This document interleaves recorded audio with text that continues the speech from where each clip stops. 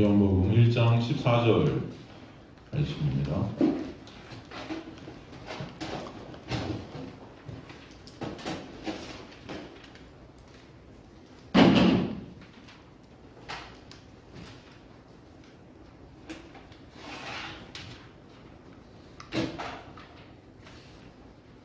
요한복음 1장 14절 한 절 말씀 저 여러분 찾으시면 합독하도록 하겠습니다. 요한복음 1장 14절 찾으시면 저 여러분 합독하도록 하겠습니다. 요한복음 1장 14절 한 절 말씀 찾으시면 합독하도록 하겠습니다. 시작. 말씀이 육신이 되어 우리 가운데 거하심에 우리가 그 영광을 보니 아버지의 독생자의 영광이요 은혜와 진리가 충만하더라. 아멘. 하나님 아버지 감사합니다. 오늘도 말씀이 육신이 되어 우리 가운데 오셔서 본의 놀라운 역사를 이루시고 은혜 위에 은혜로 여기 있는 주님의 백성들을 이끌어 가시고 계신 주님의 놀라운 그 영광, 그 은혜와 진리, 그 사랑, 그 긍휼하심, 그 놀라운 주님의 속성을 저희들 바라보는 자들도 있게 하시며 그것으로 인해 진정 이는 주님 백성들의 마음속 깊은 곳에서 찬송과 찬양이 터지게 하여 주옵소서. 오늘도 주님께서 인도해 가시고 이끌어 가실 줄 믿습니다. 미천한 종은 가리시고 주님만 드러나는 시간 될 수 있도록 역사하여 주옵소서. 감사드리며 예수 그리스도의 이름으로 기도드리옵나이다. 아멘. 저번 시간에 우리는 말씀이 육신이 되어 예수께서 우리 가운데 거하셨다는 의미가 무엇인지, 그 거하신 가운데 우리가 보게 되는 그 영광이 어떤 영광인지 나눴습니다. 그리고 이제 그 영광의 실체를 오늘 다시 한번 말씀 가운데서 우리에게 말씀해 주시는데, 그게 뭐냐면 은혜와 진리라고 해요. 은혜와 진리. 은혜와 진리라는 이 단어는 요한복음에 사실 지금 처음 등장하죠. 헬라어로 카리스, 알레세이아 이렇게 합니다. 카리스가 은혜고 알레세이아가 진리예요. 이 카리스라는 헬라어 은혜죠. 이 은혜의 정의를 어떻게 우리가 내릴 수 있겠는가? 이 은혜의 정의. 여러분 다 은혜, 우리는 은혜라는 말을 너무나 많이 들어서 알고 있는데 이 정의가 어떻게 될까요? 제가 볼 때는 이 은혜라는 것을 인간의 어떤 말로 표현한다는 것은 참 가난한 해석이 될 수도 있고 가난한 표현이 될 수도 있어서 참 조심스럽다는 생각이 들고 참 어렵다는 생각이 듭니다. 그럼에도 불구하고 표현을 해보자면 인간의 그 어떠함과 상관없이 주어지는 하나님의 선물이다. 인간의 그 어떠함과 상관없이 주어지는 하나님의 선물. 하나님께서 무조건적으로 주시는 하나님의 선물이다. 무조건적이다. 무조건적. 인간의 조건을 따라 주시는 게 아니에요. 인간이 어떤 착한 일, 선한 일을 해서 또 아니면 능력이 있어서 잘생겨서 여러분 집안이 좋아서 하나님께서 여러분 부모님이 잘 하나님을 믿어서 그래서 여러분에게 주시는 그런 게 아니라는 것입니다. 그런 조건과 상관없이 무조건적으로 주시는 하나님의 선물이다. 대가나 값을 지불하지 않고 공짜로 주어지는 것이다. 그래서 여러분이 받는 데 있어서 대가나 어떤 것이 지불되지 않습니다. 지불되지 않는 거예요. 그냥 공짜입니다. 공짜로 주어지는 거예요. 에베소서 2장 8절 9절 보면 에베소 2장 8절 9절 보면 너희는 그 은혜의 믿음으로 말미암아 구원을 받았으니 이것이 너희에게서 나온 것이 아니고 하나님의 뭐다? 선물이다. 행위에서 나온 것이 아니니 뭐라 그래요? 이는 누구든지 자랑하지 못하게 하려 함이다. 구원이 하나님의 뭐다? 선물이다. 여러분 이게 믿어지십니까? 아니면 내가 구원을 받은 어떤 이유가 여러분 발견돼서 여러분 안에서 난 이래서 구원받은 거 아닐까? 우리 어머니 아버지가 기도를 많이 해서 내가 구원받은 거 아닐까? 아니면 우리 집안이 예전부터 대대손손 믿음의 집안이라 내가 구원받은 건 아닐까? 아니면 내가 여태까지 착하게 그래도 살아서 하나님을 내가 막 찾았기 때문에 구원을 갈망했기 때문에 하나님이 나 구원해 주신 거 아닐까? 아니면은 내가 아주 정의스러운 삶을 살아서 도덕 윤리적으로 깨끗한 삶을 살았기 때문에 하나님이 그런 나를 구원해 주신 거 아닐까? 아니라는 것입니다. 아니라는 것입니다. 그죠? 구원이 하나님의 뭐다? 선물이다. 선물이라는 것은 그죠? 우리의 그 어떠함과 상관없이 주어지는 것이라고 했어요. 그 은혜, 무조건적으로 주어진 하나님의 선물이다. 대가나 값을 지불하지 않고 공짜로 주어지는 것이다. 그죠? 그래서 우리의 어떤 그 행위, 우리의 어떤 조건에서 난 것이 아니라는 거예요. 그래서 자랑할 것이 있다, 우리한테 없다, 있다? 없다. 우리한테 자랑할 것이 있다, 없다? 없다. 하나님께서 무조건적으로 주신 것이기 때문입니다. 그래서 구원이 뭐다? 선물이다. 구원은 선물이다. 로마 3장 23절 24절도 보면 모든 사람이 죄를 범하시면 하나님의 영광이 되지 못하더니 그리스도 예수 안에 있는 성령으로 말미암아 하나님의 은혜로 값 있이 값 없이 값 없이 이 성경에 분명히 값 없다고 그랬는데도 인간들이 값을 매기고 싶어하는 우리의 속성들이 있어요. 그렇지 않습니까? 뭔가 내가 했기 때문에 받은 것 같은 것 같아. 뭔가 예?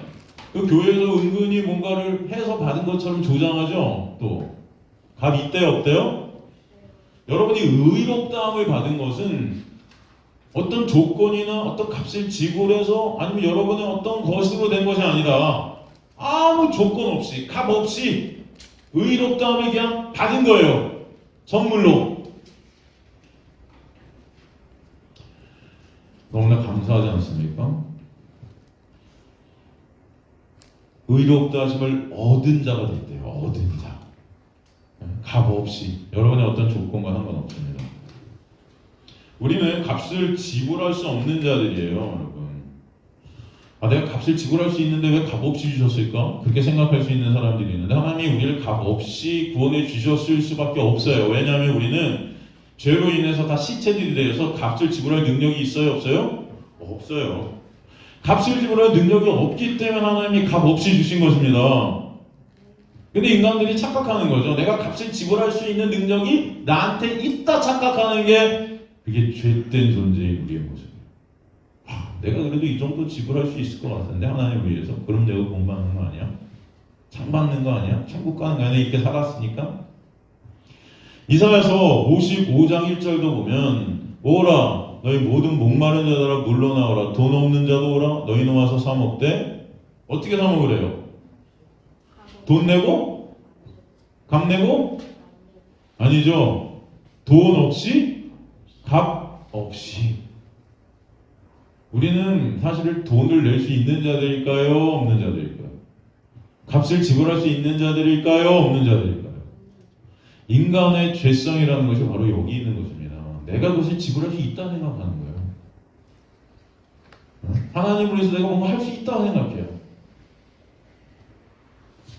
여러분, 돈 없이, 값 없이, 이게 복음의 핵심임을 아셔야 돼요. 돈 없이, 값 없이. 만세 반석 열리니, 여러분 그런 찬송이 있잖아요. 거기 보면은 맨 4절 끝에 어떻게 돼요? 빈손 들고 나가 십자가를 붙드네. 여러분 인간들은요, 빈손 들고 나갈 수밖에 없는 자들입니다. 근데 자신들의 손에 뭔가를 들고 나가서 그 대가를 지불하고 십자가를 얻으려고 하는 게 죄인 거예요. 아시겠습니까? 빈손 들고 나가는 자만 십자가를 붙들 수 있는 건데 사실은. 그리고 빈손 들고 나갈 수밖에 없는 자들인데도 착각하는 거죠. 저와 여러분은 절대 구원이라는 그 값을 낼 수 있다 없다? 없는 자들임을 아시기 간절히 소망합니다. 전 복음의 핵심을 제가 누누이 여러분과 많이 나눴지만 로마서 4장 4절에서 6절을 생각해요. 로마서 4장 4절에서 6절 보면 일하는 자에게는 그 삭시 은혜로 여겨지지 않냐고 보수로 여겨지거니와 이를 아니할지라도 경건하지 않은 자를 의롭다 하시는 이를 믿는 자에게는 그의 믿음을 의로 여기시나니 이란 것이 혹시 하나님께 의로 여기심을 받는 사람의 복에 대해 나이시 말한 바 가리워지고 덮어지는 복을 얘기하는 거예요. 이게 바로 복음, 그 은혜의 핵심이죠. 일을 아니했는데 경건하지 아니한 자를 경건하지 않아요. 의롭지 않아요. 그냥 쇳덩어리예요. 그런데 그냥 하나님 마음대로 여겨버리시는 거예요. 의롭다고, 거룩하다고. 여러분 거룩하세요? 여러분 거룩하십니까?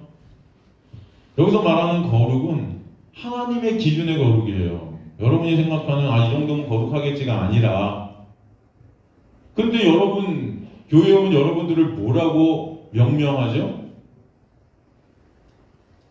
네? 성도예요.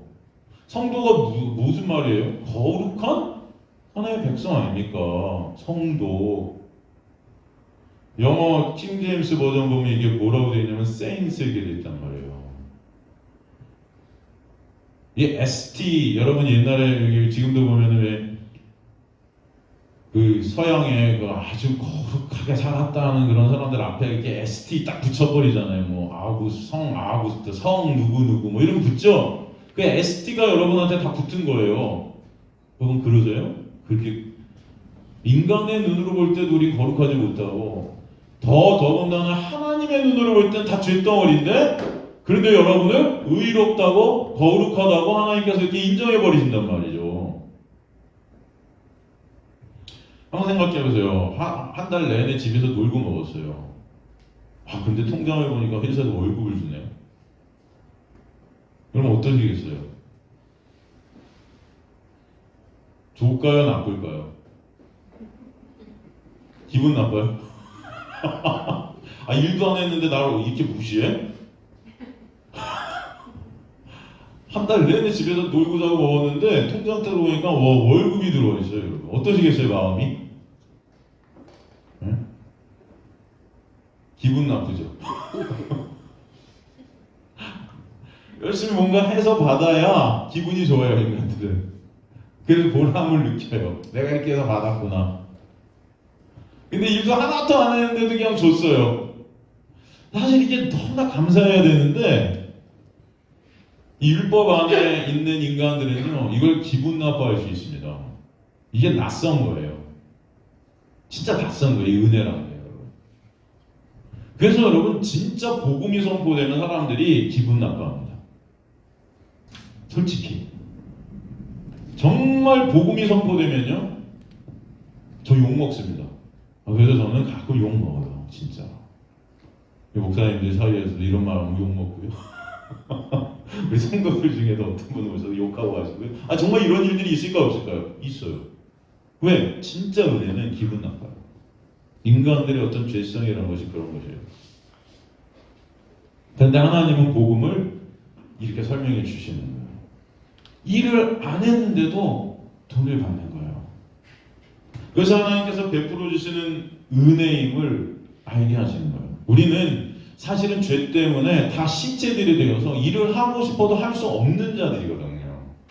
그렇기 때문에 하나님께서 은혜로 우리에게 거저 주셔야 되는 거거든요. 근데 착각하는 거죠. 나는 일을 할 수 있는데 왜 거저 받아야 돼? 네?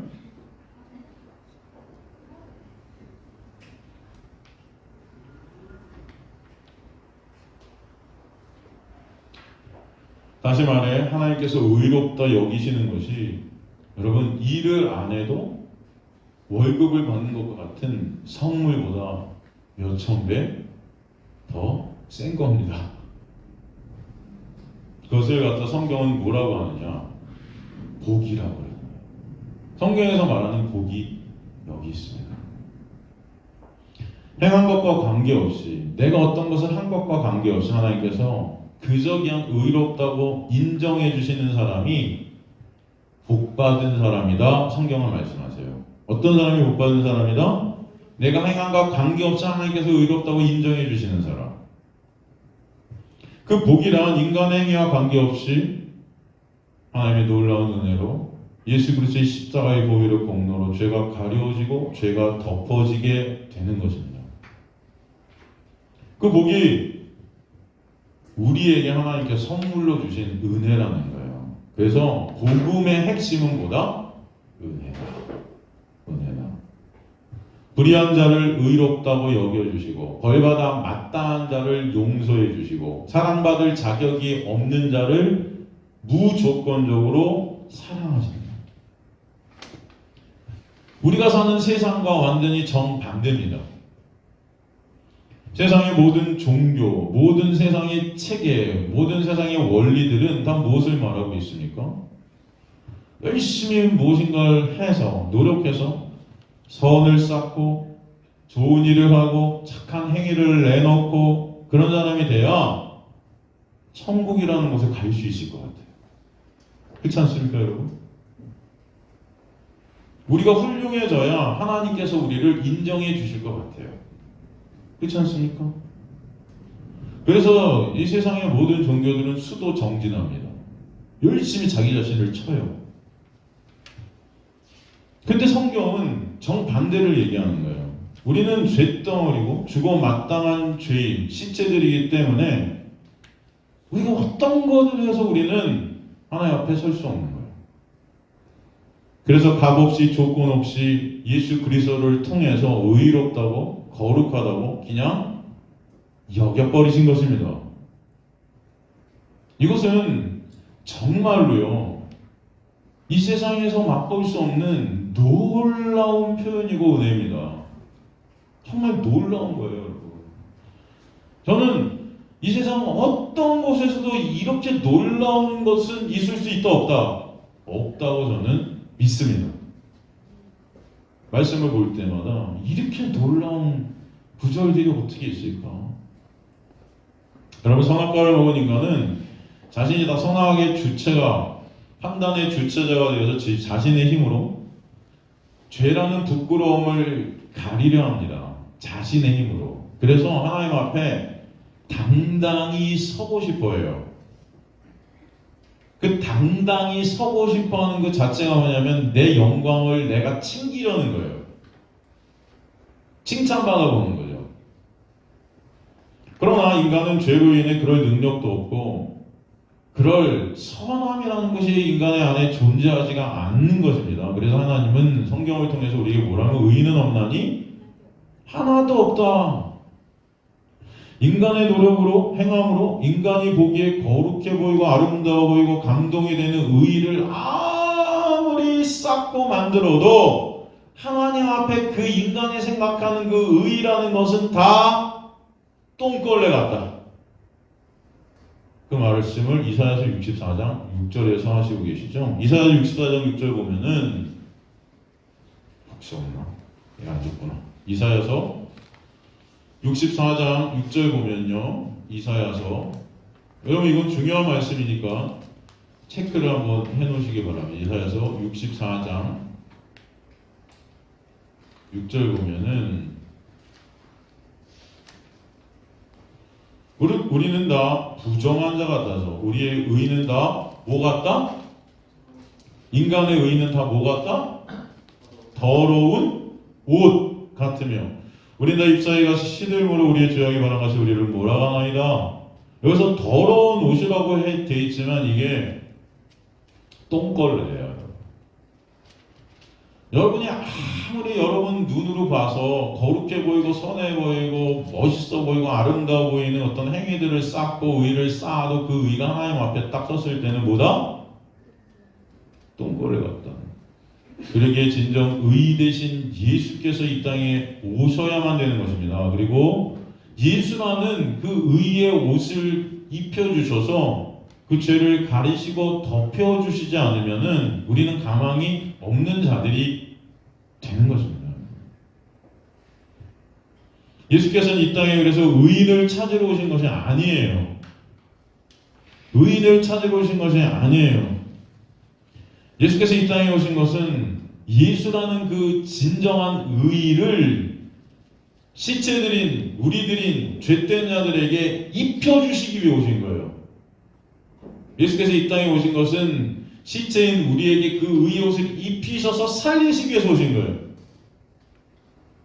그래서 의롭지 못한 우리를 거저 값없이 의롭게 해 주시는 것이 은혜라는 것입니다. 여러분, 세상에서 이렇게 보면 변호사들이 있어요. 변호사들은 변호를 할 때 정직하고 훌륭한 변호사는요, 법정에서 죄가 없는데 누명을 쓴 무죄한 사람을 최선을 다해서 변호하죠. 그 훌륭한 변호사들은. 무죄를 입증하기 위해서 최선을 다해서 누명을 쓴 사람들을 변호해요. 그죠? 그러나 여러분, 우리의 변호사 되신 예수 그리스도는요, 무죄한 사람을 변호하는 것이 아닙니다. 죄덩어리인 우리를 변호하세요. 네? 죄덩어리인 인간들을 변호하시는 거예요. 자신의 피로. 그래서 하나님 앞에서 죄덩어리인데 의롭다고, 무죄라고 인정받게 하시는 것입니다. 이게 세상과 완전히 다른 거예요. 여러분, 그래서 세상에서 볼 때 기독교는요, 말이 안 되고요, 뻔뻔스러워 보입니다. 왜 세상은 여러분 기독교를 말이 안 되고 뻔뻔스럽게 보냐면은 인간들의 실존을 갖다가 모르기 때문이에요. 죄로 인해 눈이 가려지고 귀가 어두워진 세상은요, 자신들의 모습을 못 보는 것입니다. 그 어떤 모습으로도 자신들의 죄를 가릴 수 없다는 것을 모르는 거예요. 오직 예수 그리스도의 보혈만 우리의 모든 죄를 가리실 수 있다는 사실을 모르는 거예요. 의인은 없나니 하나도 없다는 그 인간의 실존을 깨닫게 될 때, 저와 여러분을 예수 그리스도께서 변호해 주시지 않으면 우리는 가망이 없다는 그 우리의 현실, 그것을 갖다 인간들은 모르는 것입니다. 진짜 여러분이 그것을 깨달을 때 그 놀라운 은혜 때문에 여러분 안에서 감사와 찬송이 있게 하실 줄 믿습니다. 그러기에 구원은요, 오직 하나님께서 버리시는 일이고 하나님의 능력이며 하나님의 경륜이며 하나님께 속한 기적이라는 거죠. 저와 여러분은 율법에 의해 죄인 중에 괴수가 맞는 것인데 그런 나를 의롭다 하시니 주님의 그 놀라운 선언 앞에 그저 우리는 감사할 것밖에 없어요.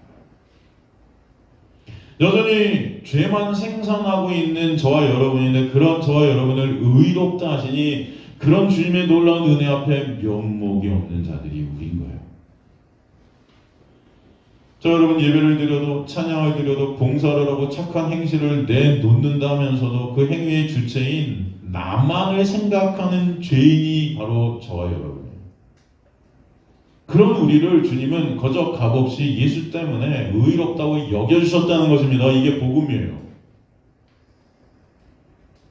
여러분들이 뭘 잘해서 하나님이 상 주시고 여러분이 뭘 잘해서 천국 가는 게 복음이 아니고요.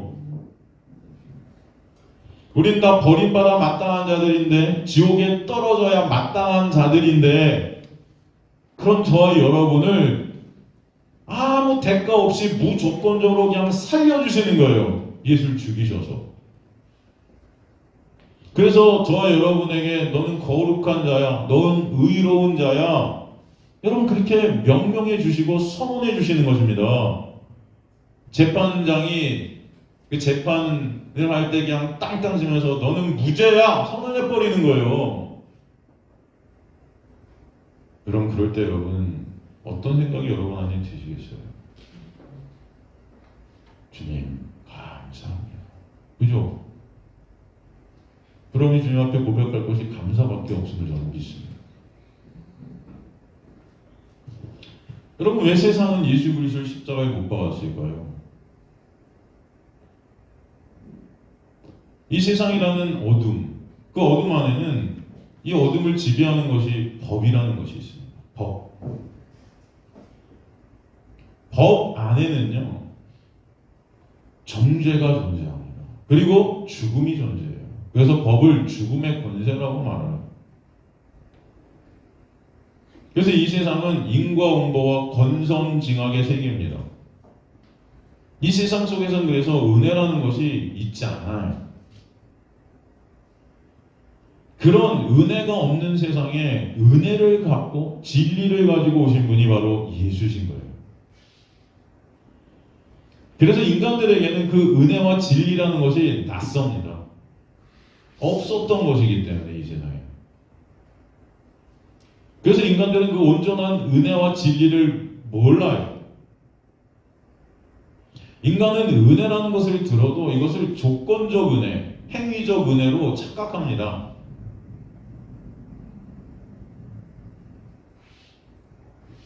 은혜를 알 수 없는 법이 지배하는 이 세상 가운데 은혜를 가지고 예수께서 오셨기 때문에 세상과 예수 그리스도는 매사에 부딪힐 수밖에 없어요. 매사에 부딪힐 수밖에 없습니다. 그래서 예수님은 세상에서 고난을 당하신 거예요. 제자들에게 예수께서 뭐라고 그러셨어요? 세상이 나를 미워한 것 같이 너희도 미워하리라. 왜 세상이 너희를 미워할 수밖에 없는가? 이 율법, 즉 세상의 가치관으로 사는 이 세상 사람들은, 이 세상은 은혜를 모르기 때문에 은혜의 논리로 살 수 있는 예수님의 제자들에게 고난을 줄 수밖에 없는 거예요. 부닥칠 수밖에 없는 것입니다.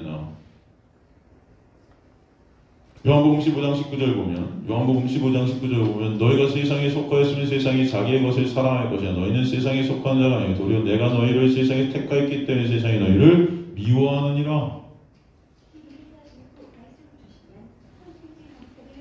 성도는 은혜 안에 있는 자들이에요. 세상은 율법 안에 있는 자들입니다.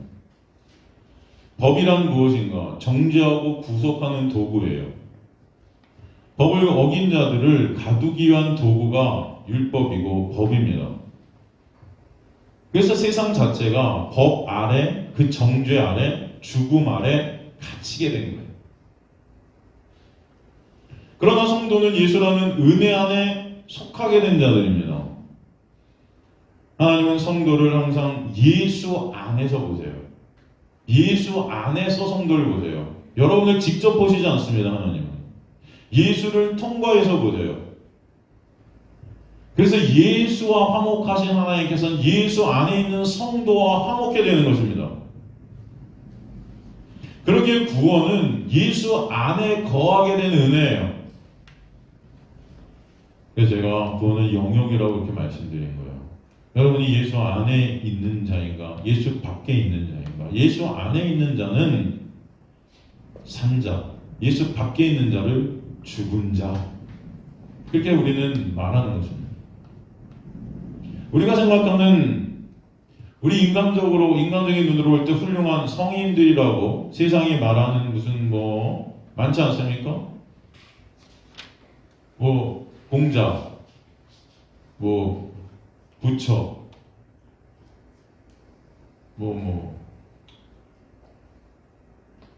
많죠. 저는 빼고 여러분 저라고 생각하실까봐 죄송. 간디, 마더 테레사, 여러분들이 생각하는 아주 훌륭한 인물들. 그러면 이런 공자, 부처 이런 사람들이 진짜 천국에 갈 수 있을까? 여러분 천국 갔을까요? 여러분 생각에? 그럼 천국은요, 예수 안에 있는 자만 가는 거예요. 천국은 누가 간다? 예수 안에 있는 자. 예수 밖에 있는 인간은 어떤 훌륭한 일을 해도, 인간의 눈으로 볼 때 어떤 훌륭한 일을 해도 다 죄예요. 예수 안에 있는 인간은 무엇을 해도 선이에요.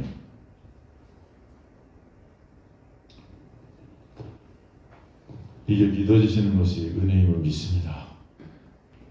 그러면 세상에 나와서 제가 세상 길거리에서 이렇게 설교를 한다고 생각해 보세요. 세상 사람들이 지나가다가 이 설교 듣고 뭐라 그럴까요? 미쳤다. 예수 안에 있는 게 선이야? 예수 밖에 있는 게 악이고? 저렇게 간디같이, 부처같이 저런 수행을 하고 저런 훌륭한 삶을 살았는데 예수 안 믿었다고 지옥 가? 미쳤다. 아까 그러나 성경은 우리한테 증언하죠. 인간의 그 어떤 의의도 하나님 앞에 주면 다 뭐다? 똥벌레. 그래서 우리는 진정한 의인, 예수라는 의의를 입지 않으면 절대로 하나님 앞에 설 수 있다 없다? 없다. 성경은 하나님을 어떤 하나님이라고 하냐면 산자의 하나님이라고 그래요. 산자. 그 의미가 뭐죠? 하나님은 산자와만 상대하신다. 누구와 상대하신다? 산자와만 상대하신다. 이 산자는 누굴까요? 인간은 다 죄화물로 죽은 자라고 그래요. 그런데 산자가 있어요. 누구죠? 예수. 예수만 산자입니다. 그래서 하나님은 예수와만 상대하시고 예수 안에 있는 자들과 상대하세요.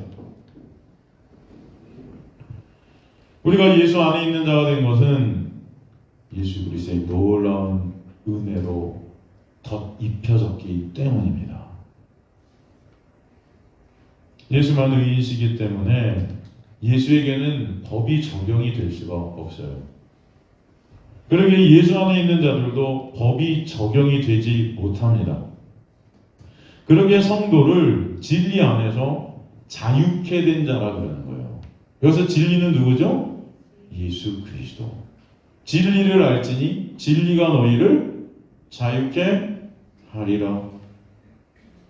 법에서 자유케 된 자라는 거예요. 왜? 예수 안에서 우리는 다 의인되었기 때문에 진정한 죄가 없는 자가 되었기 때문에 법이 적용이 될 수가 없는 자가 되었다는 것입니다.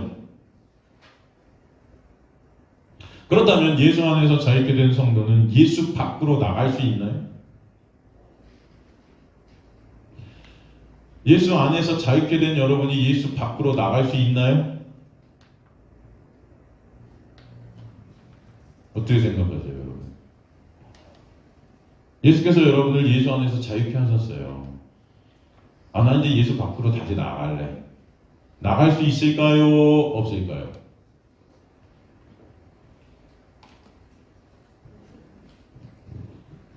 잘 모르겠습니다요. 여러분, 대답들이 없으시니까. 있을까요? 없을까요? 네? 없다. 있다. 나는 예수 밖으로 나갈 수 있어.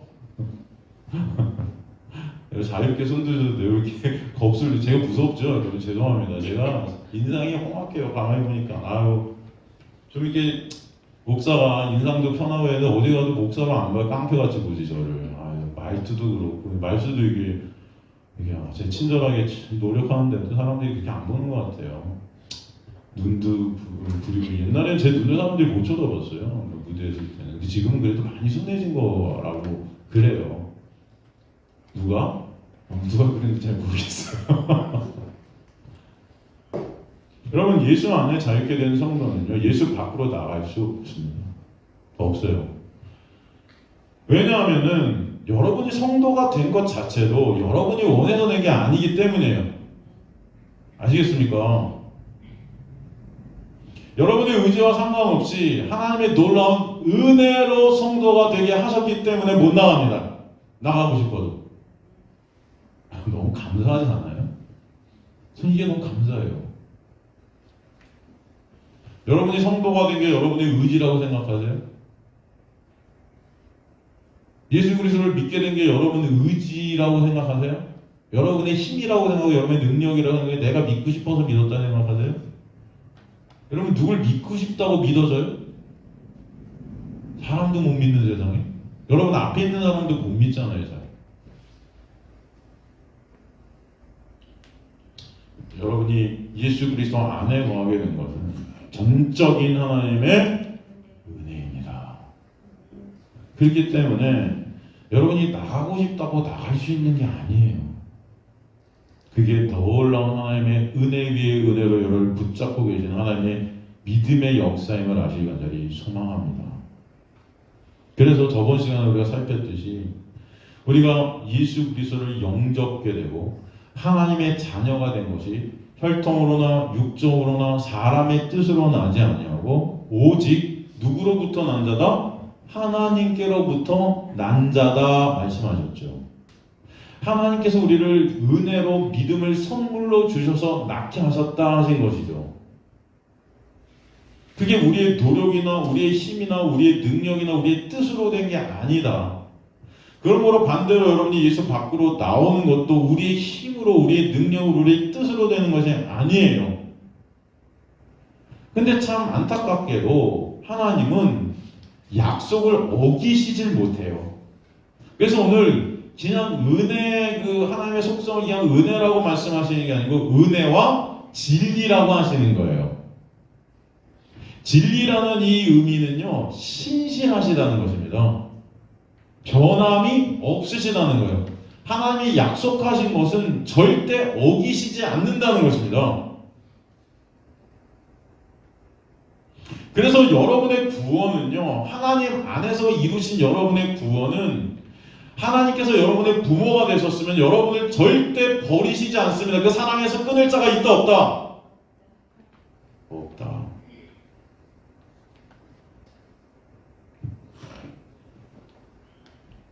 그래서 하나님의 그 신실하신 그 놀라운 약속을 이루시는 그 변개치 않으시는 하나님의 놀라운 그 믿음에서 오는 은혜를 은혜와 진리라고 오늘 표현한 것입니다.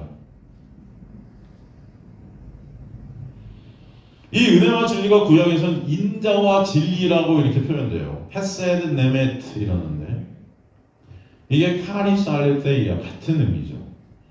시편 40편 10절 11절 보면요, 내가 주의 공의를 내 침중에 숨기지 아니고 주의 성실과 구원을 선포하였으면 내가 주의 인자와 진리를 만업해 준 가운데 감추지 아니하였나이다. 여러분, 주의 성실, 구원, 그것이 인자와 진리로 다시 표현되고 11절 보면은 여호와여 주의 긍휼을 내서 얻지 마시고 주의 인자와 진리로 날 항상 보호하소서. 그 인자와 진리, 그 신실하신 하나님의 놀라운 은혜, 하나님의 놀라운 약속이 변개치 않으시는 그 놀라운 그 약속을 이루시는 하나님의 그 놀라운 능력에서 오는 그 은혜, 주님께서는 당신의 백성과 맺으신 그 약속을 절대 파기하지 않으시고 변개하지 않으십니다. 그래서 진리의 하나님이신 거예요. 그 약속대로 주님은 아들을 보내셨고 십자가에서 죽이셔서 그로 인해 죽어야 될 당신의 백성들을 살리시는 놀라운 약속을 이루셨습니다. 그렇게 은혜와 진리는 하나님의 신실하심, 즉 하나님의 일하심으로 인해 우리에게 주어진 그 놀라운 은혜를 설명하고 있고요. 그러기에 그 은혜는 끝까지 우리를 하나님의 백성으로 어떻게 하신다? 완성시켜 가실 것이다. 여러분이 하나님의 백성으로 완성되는 것은 여러분의 힘과 노력이 아닙니다. 여러분이 은혜로 구원받았지만 그 은혜가 계속해서 여러분을 하나님의 백성으로 완성시키시는 것이다. 그것이 믿어지는 놀라운 은혜가 여러분에 있게 되면 진정 감사가 여러분 안에 있게 될 줄로 믿습니다. 그래서 그 은혜는 변치 않는 신실하신 하나님의 믿음을 근거로 한 계속해서 우리에게 부어지는 은혜예요. 모세가 하나님을 민수기서 23장 19절을 통해 뭐라고 말했느냐? 민수기서 23장 19절을 통해서 하나님은 사람이 아니시니 거짓말을 하지 않으시고 인생이 아니신 후회가 없으시도다. 어찌 그 말씀하신 바를 행하지 않으시며 하신 말씀을 실행하지 않으시려? 하나님은 분명히 약속하신 것, 결정하신 것을 절대 번복하고 반복하지 않으세요. 그리고 그 결정에 절대 후회도 없으세요. 왜? 주님께서는 모든 것이 완벽하고 온전하고 항상 옳으시기 때문입니다. 여러분, 하나님이 저와 여러분을 어떤 상태에 있을 때 구원하셨죠? 로마서 5장 8절 보면 우리가 아직 죄인 되었을 때 그리스도께서 우리를 위하여 죽으심으로 하나님께서 우리에 대한 자기의 사랑을 확증하셨느니라. 언제? 여러분이 아주 깨끗한 삶을 살고 도덕윤리적으로 사람들한테 존경을 받고 아주 옳은 일들을 행하고 의로운 자들이 되었을 때 죽으셨대요? 죄인 되었을 때, 원수 되었을 때, 그런 상태에 있는 여러분을 구원해 주신 주님은 예수 안에서 여전히 우리는 나만 생각하고 나라는 죄를 생산하지만 주님의 놀라운 은혜로 그 구원을 계속해서 부어주셔서 완성시키시는 거예요. 그래서 그 구원은 절대 취소하지 않으심을 믿으시기 간절히 소망합니다. 예수 안에서 은혜와 진리의 충만함을 보게 되는 것입니다. 하나님께서 야곱의 그 신실하심에 근거한 은혜로 우리의 구원을 완성시키시겠다는 거예요. 그러기에 성도의 구원이 우리의 조건과 여러분의 행위와 여러분의 그 어떤 것으로 취소될 수 있다 없다? 없다. 성도의 구원이 애초에 우리의 조건과 우리의 뜻과 우리의 행위로 된 것이 아니기 때문이에요. 하나님의 선물인 믿음을 받은 자는 그러기에 하나님의 선물인 그 하나님의 신실하신 그 약속, 그 은혜에 의해 구원받았음이 그저 감사하고 기쁜 자들이 되는 것입니다. 그러기에 자신의 행위를 보는 자들이 아니라 예수 그리스도의 행위를 바라보게 되는 것입니다. 예수님께서 은혜와 진리를 세상에 몰고 오신 것은 법으로 죽어야 될 세상을 살리시기 위해 그 대상은 바로 하나님께서 약속하신 당신의 백성들에게 적용시켜 주시는 거예요. 요한복음이나 성경 전체가 그래서 율법이라는 죽음의 법과 은혜라는 생명의 법을 계속해서 대조시키시면서 그 은혜가 무엇인지를 가르쳐 주시는 것입니다. 세례 요한에게 비춰진 그 세상이란 어떤 세상일까요? 온통 정죄하고 서로가 서로의 목에 칼을 꽂는 그런 세상이에요. 지금도 마찬가지로 여러분 한번 보십시오. 코로나 때문에 코로나의 확진자가 되고 그렇게 되면 여러분 불쌍히 여겨줘야 되는 거 아니에요? 안 그렇습니까? 코로나로 여러분 누가 걸렸다. 그럼 여러분 불쌍히 여겨주고 낫기를 바래주고 그래야 되는 거 아닙니까? 근데 요즘 어때요? 누가 여러분 이웃에 코로나로 확진자가 딱 생겼다. 그러면 여러분 그 사람 진짜 불쌍하게 생각해요? 아니면 욕을 합니까? 가까이 가요? 그럼 여러분 코로나 요즘 걸리면 다 우울증이 온대요. 사람들이 하도 욕을 해야 돼서. 코로나 걸린 게 죄입니까? 누구든 걸릴 수 있어요 없어요? 조심해야죠. 하지만 걸릴 수 있어요 없어요? 전철 타도 걸릴 수 있어요 없어요? 그럼 아침에 전철 같은 거 타면 여러분 그냥 코앞에 사람들이 다 있는데 안 그렇습니까? 근데도 걸리면요 완전히 무슨 이 세상에서 가장 죄인이 되는 거예요.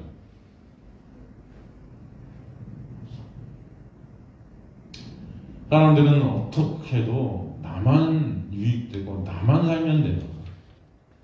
선상천하 유아독전. 이게 우리의 죄성입니다. 네? 어떻게 하면 다른 사람은 다 죽이고 나만 우뚝 서있까? 그 외에 고분분투하는 인간들이 같아 이 세상에서. 내 유익. 그러니까 사촌이 땅에 사면 배가 아파요 안 아파요? 물론 저희 예비교회 우리 성도님들은 사촌이 땅에 사고 배가 아픈 게 아니라 배가 시원해지는 저와 여러분 되시길 주님으로 간절히 축원하지만 솔직히 여러분들도 다 똑같아요. 죄송합니다. 하여튼 우리 목사님은 정말 못됐다. 목사님이나 그렇지 저희는 안 그래요. 얼마나 은혜를 받고 있는데 제가. 할렐루야. 그럼 감사하고요. 여러분 당시 유대인들의 삶이 율법 안에 갇혀서 온통 율법으로 정죄와 판단 속에 있었던 세상을 이루었습니다. 이것은 성악가를 먹고 성악의 법에 갇혀 살아가고 있는 이 세상의 모든 인간들의 모습인 것을 우리에게 보여주는 거였어요. 사실 은혜의 원리 가운데 있어야 될 교회도 그런데 지금 똑같다는 생각이 저는 듭니다. 자신이 한 행위로 그렇지 못한 사람을 압박하고 난 이렇게 하는데 너 이렇게 못해? 이렇게 못하는 사람을 갖다 정죄하고 죽이려 드는 거예요. 교인들 간에도 어떤 행위를 통해 계급과 등급을 매기고 그죠? 마치 무슨 뭐 장로? 무슨 뭐 이런 것들 계급이 되어버리는 것 같아 교회 안에서. 여러분은 아닌 것 같으면 뭐 말고요. 저는 그래요. 다 무슨 제가 말을 안 해서 그렇죠. 제 얼굴에 침 뱉는 것 같아서. 교회 안에서도 이 차별이 얼마나 많은지 몰라요. 서로 차별. 여러분, 인간들의 삶 자체가 이렇게 법에 매여 있고 자유가 없어요. 진리가 우리를 자유케 해준다는데 우리는 진리를 알려 한다는 그런 명목 아래 여전히 그것을 법으로 갖고 갑니다. 그럼 한번 생각해보세요. 여러분 삶 가운데서 항상 그 규칙과 법이 존재해요. 예수 그리스도의 놀라운 은혜를 안다는 우리도 매 순간 법으로 가요. 오늘 성경을 3장 읽었으면 내일은 4장 읽자. 오늘 기도 5분 했으면 내일은 10분 하자. 매 순간 규칙과 법으로 내 자신을 얽매입니다. 그거 안 하면 오늘 죄진 것 같고, 네? 그거 하면 뿌듯해요. 내가 결단한 것들을 지키면 의의를 쌓는 것 같고, 못 지키면 정죄하는 것 같아요. 여러분, 이 법이 주관하는 이 세상은 쉼이라는 것이 있을 수가 없어요. 쉼이라는 게 있을 수 없습니다. 그래서 여러분이 인간은 참 불쌍한 존재들이에요. 쉼이 없는 꽉 막혀 법 아래 신음하는 세상에 사실 예수 그리스도는 숨통을 터주기 위해서 오신 거예요. 그래서 우리에게 생명, 생기를 불어 넣어주신 것입니다. 진짜 숨. 예수 그리스도의 십자가로 생명의 역사가 시작되고 은혜의 물결이 출렁이게 되며 교회를 은혜 안으로 끌어들이신 것입니다. 여러분, 법의 정죄를 받는 가늠한 여인을 한번 보세요. 그 가늠한 여인을 끌고 온 자들이 어떤 자들이에요? 다 법에 묶여 있는 자들이었습니다. 그런데 그들에게 주님은 뭘 보여주세요? 은혜를 보여주세요. 정죄하고 죽여야 직성이 풀리는 그들의 율법적 사고에서 예수님의 그 은혜와 긍휼, 그 용서는 그들에게 굉장히 황당하고 낯설고 열받고 기분 나쁜 것이었습니다. 이해할 수도 없었던 것이에요. 가늠한 여인은 그들의 사고에서 볼 때, 율법적 관점에서 볼 때 죽어야 마땅합니다. 가늠한 여인이 아무 이유 없이 용서받는 그 현실이 세상은 절대 용납할 수 없는 현실입니다. 유대인들이 알고 있었던 당시 하나님은요, 권선징악의 하나님, 인과응보의 하나님이었어요. 그러게 그들은 참 하나님을 몰랐던 거예요. 그래서 영생은 유일하신 참 하나님과 그가 보내신 예수 그리스도를 아는 것이라 하신 것입니다. 왜? 그들이 알았다는 그 하나님은 참 하나님이 아니었기 때문이에요. 그들은 그 선악과를 먹은 그런 선악의 판단으로 하나님도 판단하고 있었던 자들입니다. 그런 가운데 예수님이라는 전혀 낯선 하나님이 그들 앞에 나타난 거죠. 전혀 낯선 하나님. 죄인은 죽어 마땅한데 저런 간음한 죄인도 정죄하지 않는 하나님. 아마 그들은 그렇게 생각했을 거예요. 예수님의 그 선언, 나도 너를 정죄하지 않는다는 그 선언을 갖다 들으면서 뭐라고 생각했을까요? 아니, 어떻게 저런 년을 살려둘까? 저런 걸 살려두면 나라 꼴이 어떻게 될까? 본때를 보여줘야 되는데.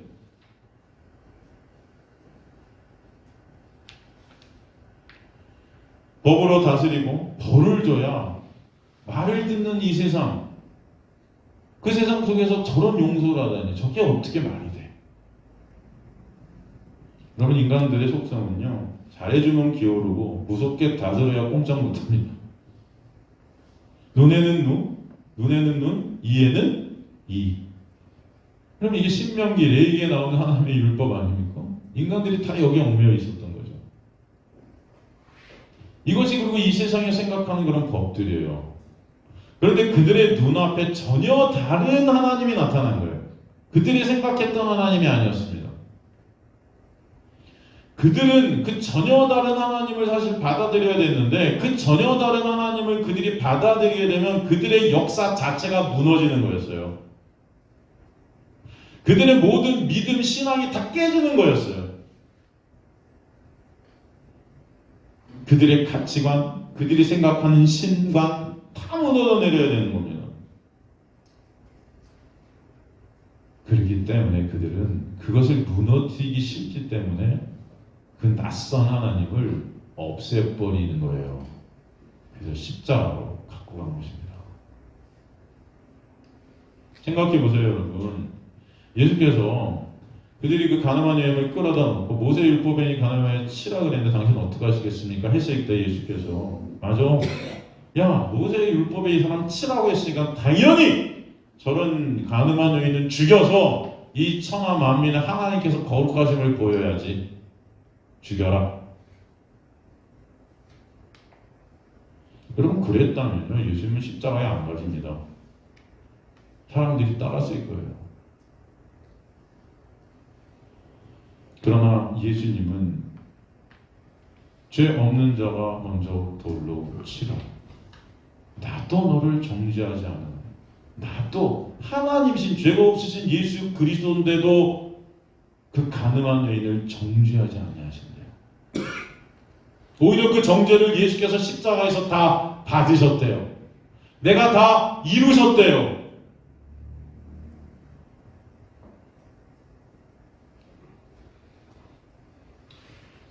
은혜와 법은요 항상 충돌할 수밖에 없습니다. 이 세상은 은혜를 그래서 싫어합니다. 지금도 진정한 은혜가 전해지게 되면 사람들은 은혜가 싫어서 떠납니다. 제가 볼 때 매 순간 십자가를 듣고 은혜를 들으시는 여러분들은 참 어찌 보면은 제 생각에는 참 이상한 분들이다 생각이 들어요. 이상한 분들이다. 세상이 볼 때는 정말 말도 안 되는 사람들이다. 어떻게 이렇게 계세요? 제가 볼 때 이 복음을 듣고 사람들이 올 수가 없어요. 제가 볼 때 교묘하게 잘 섞어주면 올 거예요. 근데 여러분이 할 게 없다. 인간이 할 게 없다. 예수께서 다 이루셨다.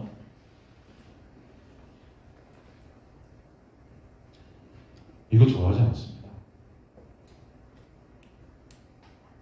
그래서 율법을 설교하는 하나님의 말씀 지키라고 주장하는 교회에 사람들은 몰립니다.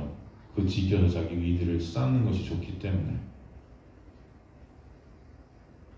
그래서 목사들이 은혜는 설교 안 하고 말씀 잘 지키고 말씀 순종하라고 그렇게 열을 내는 거예요. 지키지도 못하면서 지들도 지키는 척하는 거예요.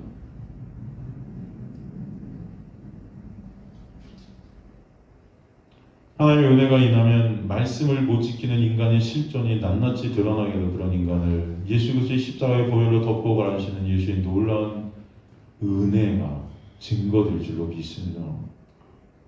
그 은혜만을 증거하고 가르쳐야 될 교회가 이 세상에 힘을 모아 힘을 키우고 떵떵거리고 벽을 교묘히 법을 이용해서 은혜와 섞어서 전하는 갈라디아주의적인 이런 교회 모습을 얼마나 많이 변질되었는가.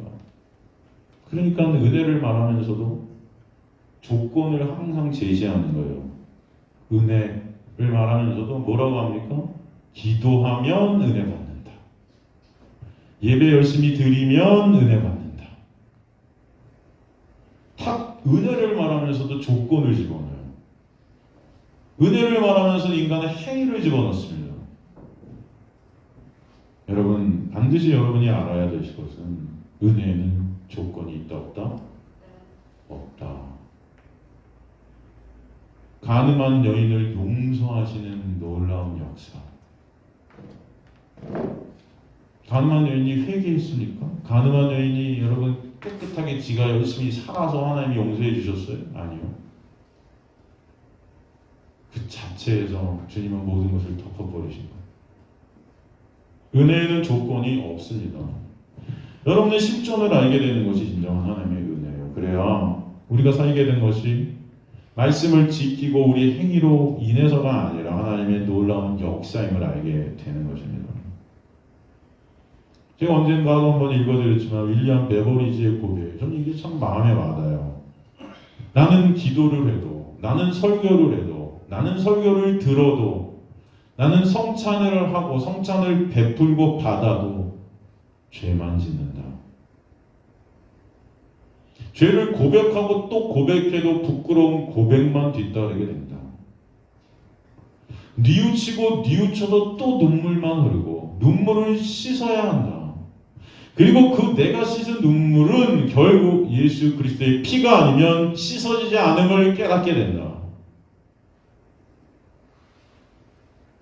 이게 저와 여러분의 실존입니다. 우리는 구원 전에도 은혜로, 구원 후에도 은혜고, 그 은혜가 아니면 존재할 수 없는 자들임을 꼭 아시길 간절히 소망합니다. 그래서 제가 그러는 거예요. 죄는 뭔지 아십니까? 그 은혜를 모르는 게 죄예요. 의는 뭔지 아세요? 그 은혜를 아는 거예요. 그 은혜를 알게 된 성도는 이제 그 은혜만을 더 알게 되기를 갈망케 되고 은혜로 감사와 찬송이 있게 하실 것입니다. 성경에서 말하는 그리스도의 성장, 그리스도의 자람이라는 것은 무엇인가? 예수께서 행하신 그 행함을 본받아서 말씀을 더 잘 지키고 더 강해지고 더 착해지고 더 능력이 있어지는 것이 아니에요. 말씀을 통해 말씀을 지킬 수 없는 나의 무능함과 나의 약함과 나의 무가치함을 깨닫게 되고 그런 나를 십자가의 놀라운 보혈로 덮고 가리시는 예수의 은혜만을 더욱더 바라보게 되는 것이 성장입니다. 그래서 은혜만을 사모하게 되는 거예요. 사도 바울에게 있어 영적 성장이라는 것은 예수 그리스도의 은혜, 즉 그 용서와 긍휼이 없으면 1분 1초도 존재할 수 없는 자가 나구나라는 그 자각이었습니다. 복음이 왜 기쁜 소식일까요? 복음 안에서 우리의 진정한 정체성은요, 저와 여러분의 행함이나 우리의 외모나 교육이나 배경이나 성격이나 능력과 무관해지는 것입니다. 복음 안에서 우리의 정체성은 우리의 행함이 아닌 예수의 행함, 우리의 성취가 아닌 예수의 성취, 우리의 승리가 아닌 예수의 승리, 우리의 업적이 아닌 예수의 업적으로 인해 되어지는 것입니다. 우리의 정체성은 우리의 죄가 아닌 예수 그리스도의 십자가의 그 언약의 성취로 인해 흔들리지 않고 확고부동한 대속 안에서 확립되어지는 것이에요.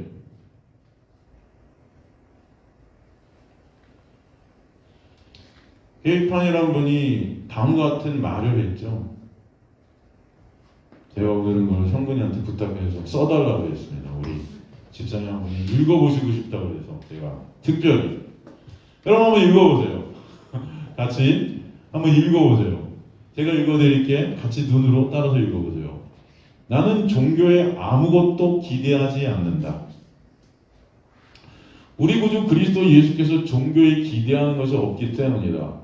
기독교는 종교가 아니라 기독교는 종교의 종말을 선포하고 있는 것이다. 종교는 무엇인가? 인류가 하나님 앞에서 바르게 살기 위해 고안한 모든 것, 이를테면 기도, 예배, 제사를 망라한다.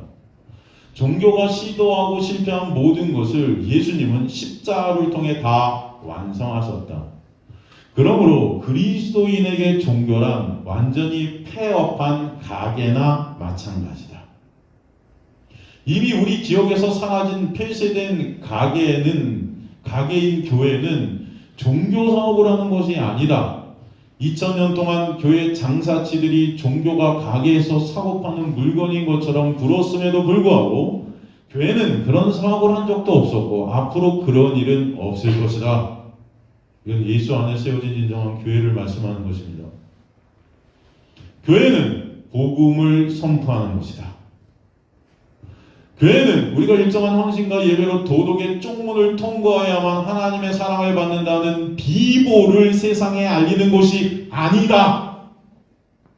무슨 말씀인지 이해가 되시죠? 이걸 비보라고 합니다, 여러분. 교회는 우리가 아직 죄인 되었을 때 그리스도께서 우리를 위해 죽으심으로 하나님의 사랑을 확증하셨다는 복음을 세상 속에 선포하는 것입니다. 결국 교회는 종교적 목적이 아니라 값없이 받은 은혜의 복음을 전하는 곳이 되어야 한다. 여러분 잘 마음에 담으시기 바랍니다. 이 끝인가요, 뭐나?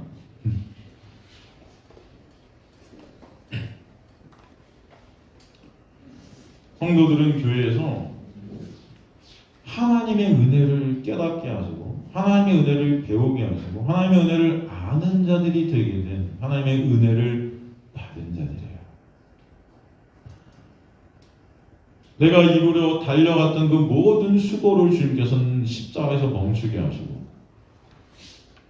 이 세상에서 은혜 안으로 진리 안으로 우리를 끌어들이셔서 주님께서 선포하십니다. 뭐라고 선포하시나요? 내가 다 이루었다. 여러분 너무나 감사하지 않습니까? 오늘 말씀을 다시 한번 정리해 보도록 하겠습니다.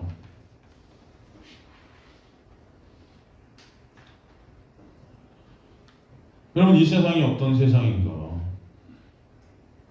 우리의 삶을 통해 우리는 뭘 봅니까? 율법 아래 갇혀 신음하는 우리의 모습을 보죠. 정죄 아래 같이 죽음 아래 같이 두려운 모습. 그 율법 아래 인간들은 신음하고 쓰러지고 있죠. 다 규칙 덩어리 속에서 은혜는 없습니다. 하라 하지 마라가 온통 우리의 삶을 지배하고 있습니다. 올림픽 정신이 저 여러분의 삶을 이끌고 있어요. 더 높이, 더 빨리, 더 강하게. 올림픽 정신 여러분 좋아하잖아요, 다들. 매 순간 그래서 우리는 그렇게 되기 위해서 지치고 쓰러집니다. 내가 내게 이렇게 해주면 나도 내게 이렇게 할게라는 조건의 원칙으로 그런 관계 속에 우리는 움직여가고 있습니다. 세상은 무조건적인 한 방향으로 존재하지 않아요. 항상 양방향으로 존재합니다. 이런 조건부 세상 가운데 우리는 그 조건부가 아니면 존재할 수 없는 양 살고 있어요. 어렸을 때부터 부모 밑에서 부모의 칭찬과 인정을 받기 위해 뭔가를 성과를 내야 되고 뭔가를 이루어야 된다는 그런 압박감 가운데 우리는 삶을 살아왔습니다. 이것이 그대로 기독교 안으로 들어와 버렸어요. 지금의 교회 안에서의 신앙이라는 것은 그래서 다 조건부입니다. 내가 최고의 어떤 것들을 교회 안에서도 평가를 받아야 되는.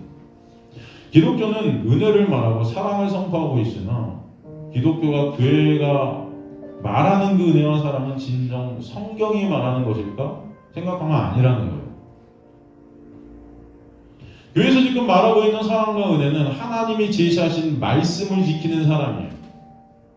다시 말해 하나님의 기준에 맞는 사람에 해당되는 것이에요. 그런 조건을 충족시키는 자에게만 하나님은 은혜를 내려주시고 사랑을 부어주신다 설명하는 것이 교회가 되어버렸습니다.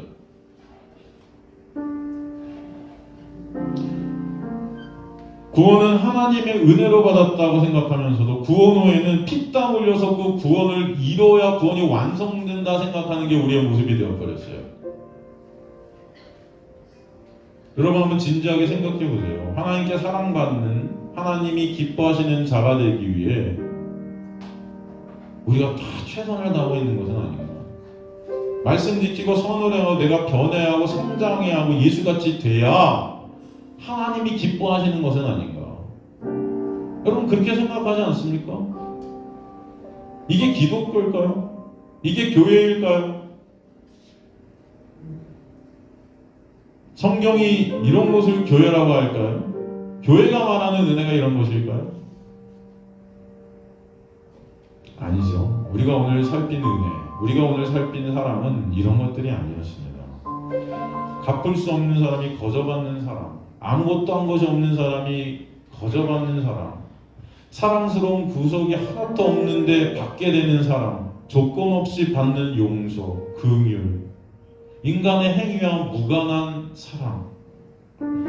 사랑을 주시는 분의 재량이 은혜예요, 여러분.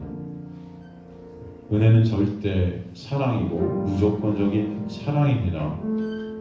은혜는 요구할 것이 없다. 우리에게 말씀하세요.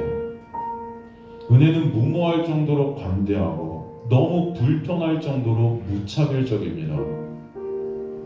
아무것도 하지 않았는데 월급을 주고 칭찬을 주고 선물을 주세요. 은혜는 논리를 따지지 않습니다. 은혜는 베풀 의미가 없는 자가 받을 자격이 없는 자가 조건 없이 받게 하세요. 그래서 선물입니다. 우리가 돈을 내겠다 해도 계산은 이미 끝났습니다. 그러게 저와 여러분이 그렇게 돈을 번 그 돈들이 다 쓸모 없어져 버렸어요. 그런데 그렇게 우리가 벌었던 그 돈으로 계산 못하는 그런 우리의 모습이 싫어진 거예요. 인간은 자신이 번 돈으로 당당히 값을 지불해서 다른 사람들과 차별을 낳고 싶어 합니다. 그것이 은혜를 불편해하는 우리의 실존들의 모습입니다.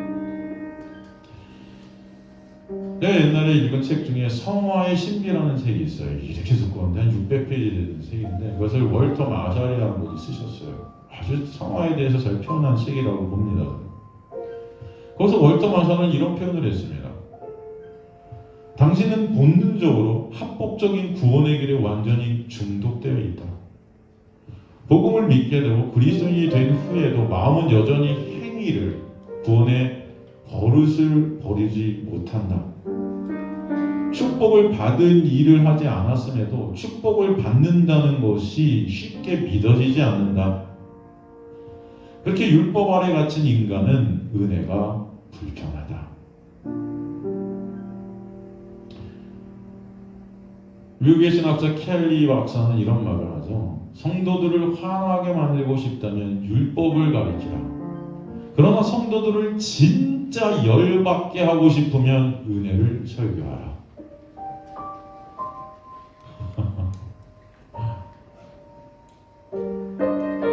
여러분, 인간은 누군가가 시키는 것이 싫습니다. 이거 해, 저거 해 시키는 거 인간들은 싫어해요. 그런데 인간들이 진짜 싫어하는 거는요, 내가 다 했으니까 너 할 거 없어요. 내가 다 했으니까 넌 할 거 없어. 이게 인간들이 정말 싫어하는 것입니다. 무시하는 거거든요. 무시하는 것 같이 보이는 거거든요. 내가 했으니까 너 하지 마. 내가 다 했어. 넌 할 거 하나도 없어. 인간들은 자신의 행위를 통해 자신의 존재감을 챙기고 싶어 합니다. 그래서 인간은 법을 싫어한다고 하면서도 정말로 은혜가 더 싫은 자들이에요. 인간은 자신의 영광을 챙기고 싶어 하는데 은혜는 그 영광을 뺏어갑니다. 예수께서 다 이루셨다는 그 놀라운 은혜, 그것을 그래서 싫어하는 거예요. 교회 안에서 내가 무엇인가를 해야 인정이 받아질 것 같고, 내가 무엇인가를 행해야 하나님이 기뻐하실 것 같고, 그러기에 내가 다 이루었다는 은혜가 싫습니다. 그러나 구원은 예수님이 홀로 이루시지 않으면 있을 수 없는 것임을 아시기 간절히 소망합니다. 여러분은 여러분 힘과 능력으로 구원을 절대 이룰 수 없어요. 그래서 예수께서 홀로 다 이루신 것입니다. 저는 그렇게 생각해요. 요즘 교회가 직면한 가장 큰 문제는요, 값싼 은혜가 아니라 값싼 율법입니다. 값싼 은혜가 아니라 값싼 율법이에요. 많은 사람들이 은혜를 설교하는 사람들을 보고 값싼 은혜를 말한다는데, 아니요, 값싼 율법이 문제입니다. 쉬운 말로 하나님은 예수 그리스도의 의보다 못한 인간의 의도 받아주실 거야 라는 착각이에요.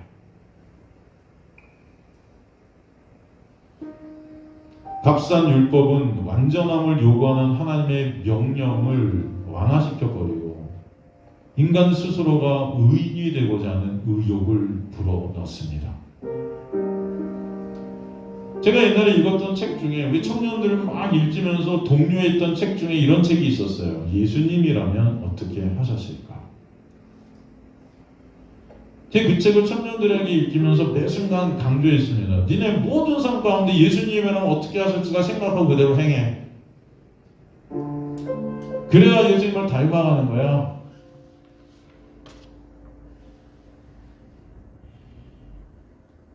그렇게 다짐하고 그렇게 행하는 것 같으면 마치 내가 예수님이 된 것이냐 착각하는 그런 우리의 모습이 있을 때가 있어요.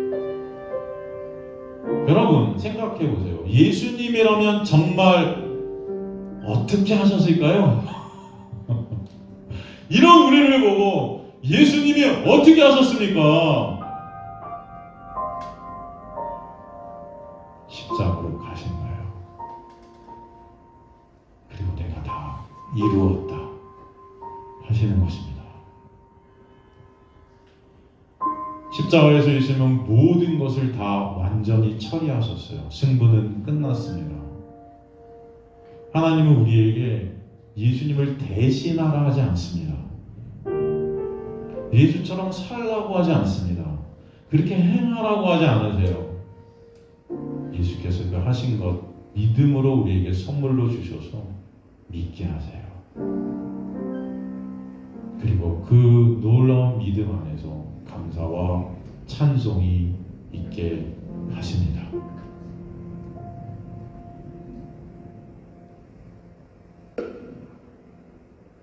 하나님께서 사랑하시는 성자 예수의 보호 아래 숨어있는 사람에게는 복이 있다 선언하세요.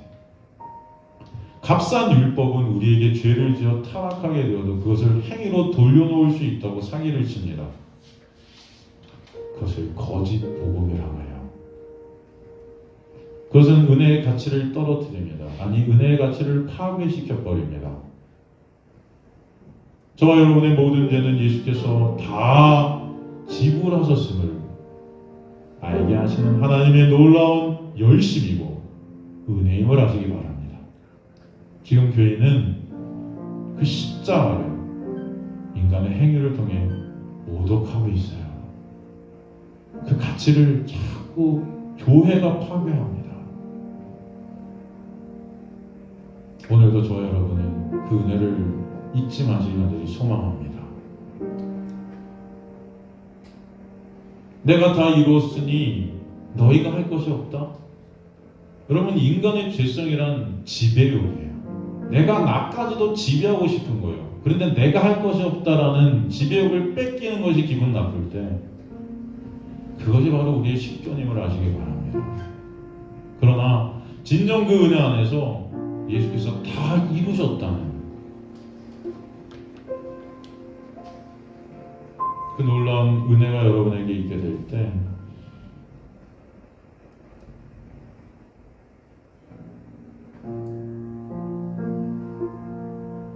정말 내가 할 것이 없음을 알게 될 때 정말 예수 안에서 내가 다 완성되었고 의리되었음을 깨닫게 될 때 그것이 믿어지는 놀라운 역사가 있게 될 때 진정 여러분은 주님을 위해서 무엇이든 하고 싶은 마음이 드시게 될 줄로 믿습니다. 그게 하나님의 은혜의 일하심이고 역사입니다. 오늘도 은혜가 여러분을 그렇게 인도해 가시고 저는 믿습니다. 찬송하시겠습니다.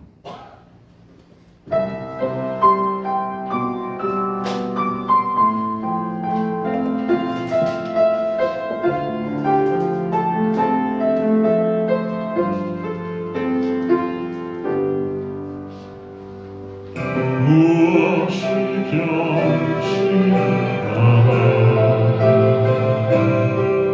내 소망이 되며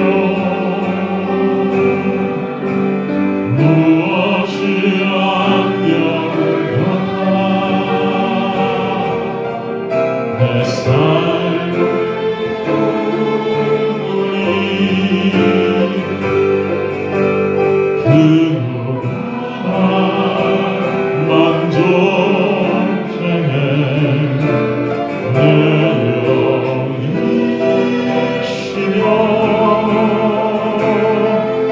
그 누군 기리하여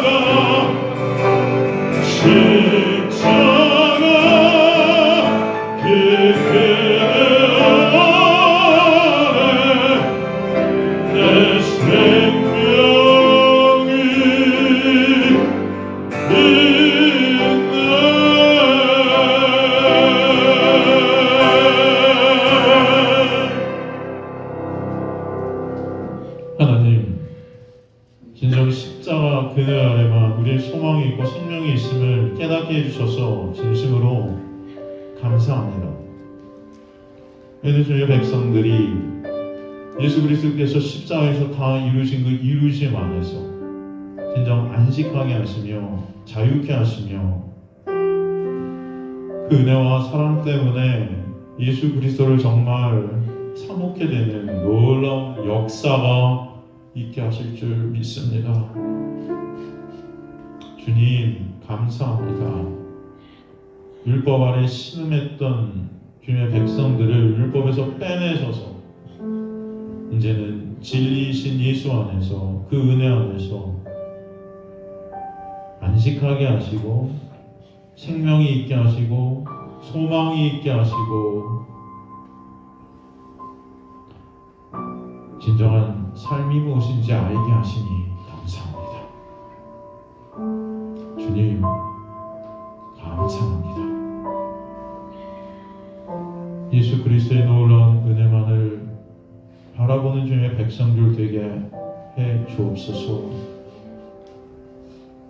예수만을 바라보는, 예수만을 사모게 되는 은혜가 있게 하실 줄 믿습니다. 이 율법과 정죄와 죽음 가운데 있는 세상 속에서도 놀라운 예수의 은혜 안에서 감사와 찬송이 터져나오는 주님의 백성들로 지어주옵소서. 감사드리며 예수 그리스도의 이름으로 기도드렸나이다. 아멘.